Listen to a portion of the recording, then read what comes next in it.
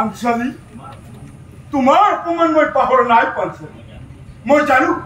এই যুদ্ধ কেৱল মোৰ নহয় এই যুদ্ধ আমাৰ সকলোৰে কিন্তু এই যুদ্ধত কেৱল মহাপ্ৰলয় হ'ব দুখীয়ে শাস্তি পাব সঁচা কিন্তু লাখ লাখ নিৰ্দোষী তেজেৰে ৰাৱণী হ'ব এই যুদ্ধভূমি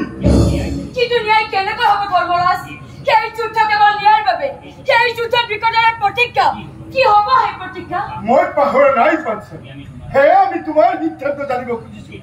কিন্তু এই শান্তি প্ৰস্তাৱ আমালৈ মহাৰাজ ধৃতৰাষ্ট্ৰ আৰু পিতামহ ভীষ্মই পঠাইছে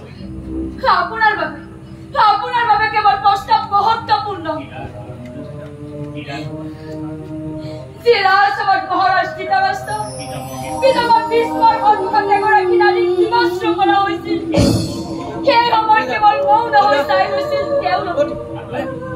আৰু আজি তেওঁলোকৰ পৰা প্ৰস্তাৱত সকলো বাহনিক ধৰ্মৰাজ এটা প্ৰস্তাৱত আপুনি সকলো হেৰুৱাইছিল আৰু আজি এটা প্ৰস্তাৱত সকলো বাহনি গ'ল কেনেকৈ বনবাসৰ দৰে চৰম অপমানৰ পিছত মই ভাবিছিলো যে আমাৰ সকলোৰে এটাই উদ্দেশ্য কৌৰৱৰ ধ্বংস কিন্তু এতিয়া মোৰ এনেকুৱা লাগিছে আপোনালোকৰ বাবে কেৱল প্ৰস্তাৱ মহত্বপূৰ্ণ কিন্তু মোৰ হাতে হোৱা অন্যায় অপমানৰ ন্যায় মই পাম উত্তৰ দিয়ক